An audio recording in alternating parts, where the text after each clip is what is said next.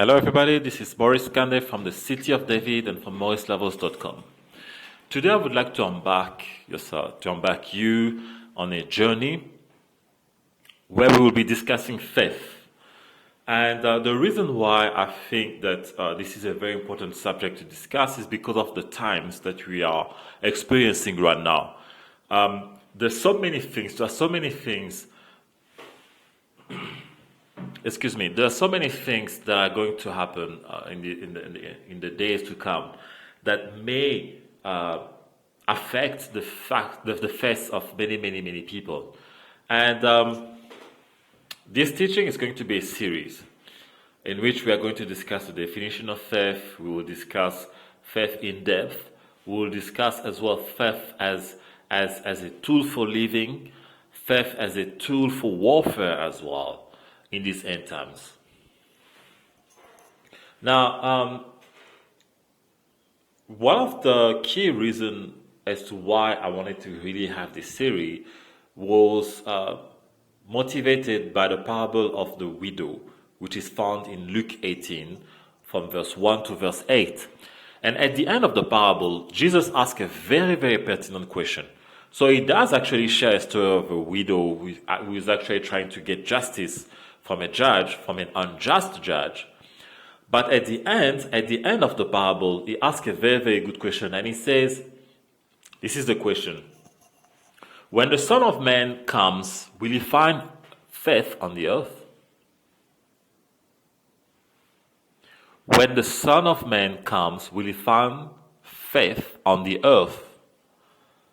It's quite a pertinent question. And before 2020, when I was reading that parable, I could not really understand as to why he would ask such question. It wasn't making sense for me. Why would Jesus ask such question? But now that we have experienced all sorts of events, the pandemic and all sorts of wars, and now that we are actually seeing a lot of cataclysmic events that are occurring, people are even talking about UFOs in a serious manner. Now that we are experiencing battles and serious conflict in Europe and also in other parts of the world, in Africa as well, now that we are seeing all those things, it kind of makes sense for him to ask such question. It kind of makes sense because those bad events have the capacity to affect negatively the faith of many Christians. Let me give you an example. After the pandemic, after the pandemic, or let's say after 2021, the church membership had dwindled in most churches in the world. Many people have left the faith. They got discouraged, or they couldn't believe in God anymore after what they had experienced. People have experienced the pandemic in various ways. Some experienced it through death, the death of a relative, through job losses, through businesses being closed down, through economic hardships, and all those negative effects or those negative outcomes of the pandemic has led many to walk away from the faith. This makes me think that there will be more events, more negative events that will negatively affect the faith of many. And I'll give you just a simple example: inflation. Inflation is not just something that is occurring in the country where I live. Inflation, we were experiencing inflation in most parts of the world. And inflation is actually a tool, or not a tool. Yeah, let me just say a tool. Let me consider it as a tool. Inflation is a tool, excuse me, which is affecting the faith of many people. Many people get affected whenever they go into a supermarket, and I keep seeing the price of food going up and up and up and up. You see, many people have their faith affected when they see the price on their rental going up and up and up, while their salaries are not going up. Many people are just losing it when they keep seeing economic policies that are basically quenching them. What about the outcome of conflicts? What about the people who are living and moving away from their countries as refugees because they have to run away from a war? So all those events are basically going to be tools that the enemy is going to use to create an apostasy. Now, today I will not discuss the apostasy, and this message is going to be a series. So the subject of apostasy will eventually come in one of the future episodes. But for now, I will only focus on the definition of faith and the source of faith. Now, those two things are very, very important to understand if you want to be able to utilize faith properly. I always tell people that if you want to utilize a tool, a biblical tool, or let's say a biblical principle correctly, you need to understand its definition. And the definition of that principle or the definition of that biblical tool must come from the Bible itself.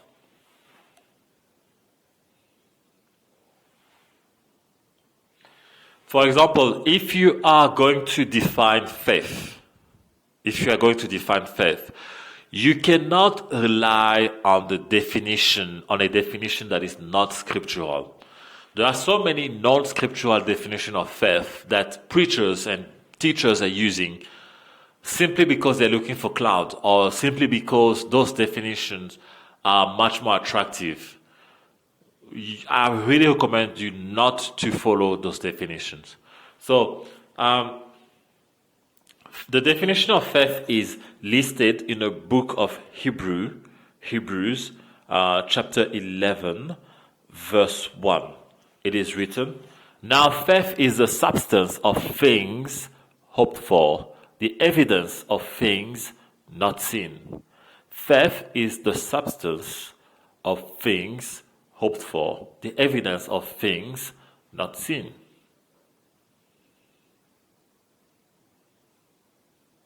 So based on this definition, it becomes quite very, very clear that faith cannot be an element that relies on physical evidence. It cannot be an element that relies on physical evidence or on the feeling of something that you can see. It doesn't rely on that. Now, to better understand and to deepen the understanding of what faith is, we need to know where does faith come from. Because people will be like, okay, I can see in the book of Hebrews, chapter 11, verse 1, it is written that faith is the substance of things hoped for, the evidence of things not seen. Good, no problem, that's fine. So now, how do we get faith? So how does it come to us? The book of Romans, chapter 10, in verse 17, does give a response to that question. It is written, "So then faith comes by hearing, and hearing by the word of God." So in order to get faith, you're going to have to hear something, and that something must be sourced in the word of God. Not in a personal opinion of a person, but it must be sourced in the Word of God. Many people have a problem. They have a problem to actually stand on their 2 feet spiritually because they source their knowledge from human opinions or from human trends. Okay? But faith comes from hearing, and hearing from the Word of God. So in order to get faith, a person has to hear something from God, hear something from His Word. And that Word is going to create faith in that person. All right? So any words that you hear from God that comes to you, we actually create faith. It will build faith as well. That is very, very important. Let me give an example. I'm going to give like a very, very good example. Let's say that you have a young girl living in a city, and she is probably 16. She's a born-again Christian, and she prays and she prays. And she needs to have some form of directive for her future, which is a very good thing to do. So she goes on prayer and she speaks to God. And God speaks to her and tells her that he wants her to be working as a medical practitioner. Therefore, she needs to go and study. So in that example, what happened is the young girl is looking for directive. She doesn't know what to do. She hears a word from God. She hears a word from God where God tells her that she has to go and become a medical practitioner. Notice as well that in that example, she does not have the degree. She is not yet at university. Okay, but she will have to hope for an entry to university. She will have to hope for a degree in the future. Okay? Now, the message she has received from God is what is going to create the faith in her. The word she had, the word she heard, okay? That's what's going to create the faith in her. Now, many people have problems with standing on the, they can't really stand on their feet spiritually, or they can't actually make it throughout the journey of Christianity because they don't base their life on what God says. And one question that you should ask yourself, if you're really, really convinced that there's something wrong with your faith, there's something that is not correct, you should ask yourself the question, where do I source all the knowledge that I'm using to actually make decisions? Where do I source it? Where is it coming from? Is it coming from a human opinion, a man's opinion? Is it coming from the news? Is it coming from... Where do you source it from? And from the moment you start asking those questions, you'll be able to separate what is coming from God and what is not coming from God. In order for faith to be activated, you will need to hear something from God. That is very, very important. You need to hear something from God.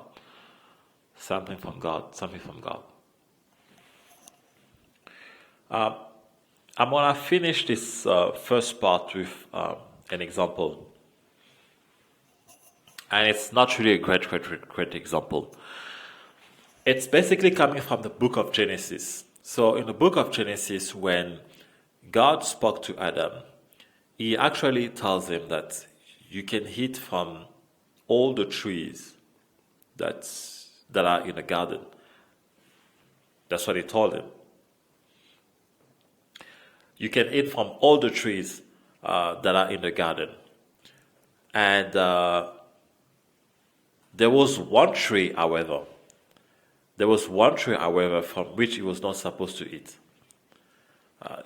And God told him straightly, look, you cannot eat from that tree, because if you do, you will certainly die.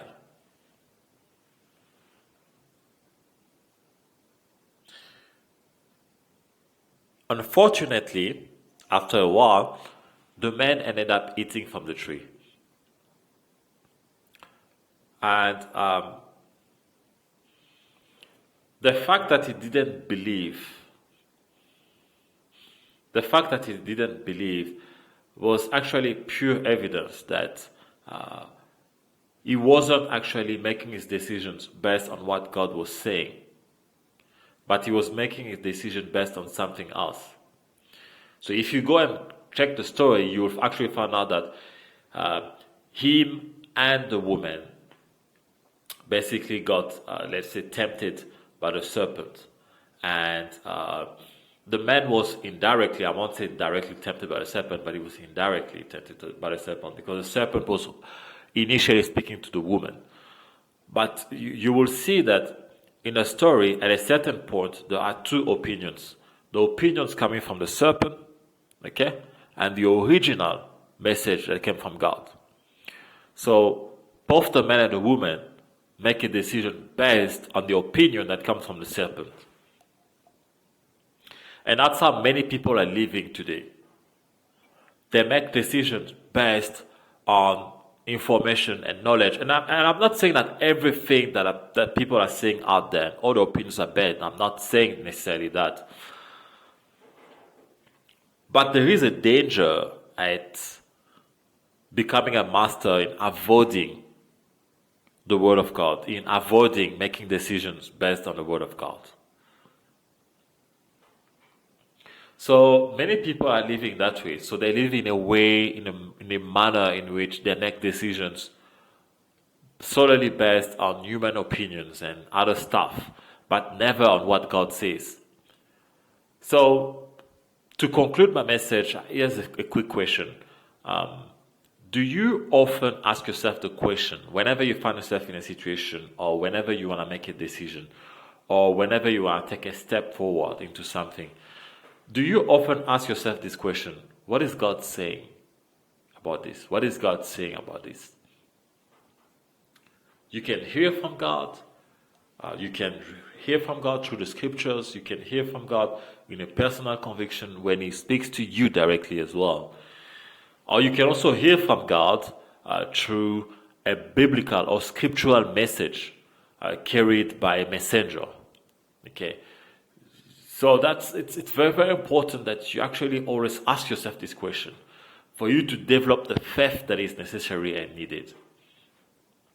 Let us all remember that Jesus asked the question in Luke 18:8 because He knew that by the time He will come to find a world that will be decimated by events, so many negative events, to the point where many people would have given up on the faith.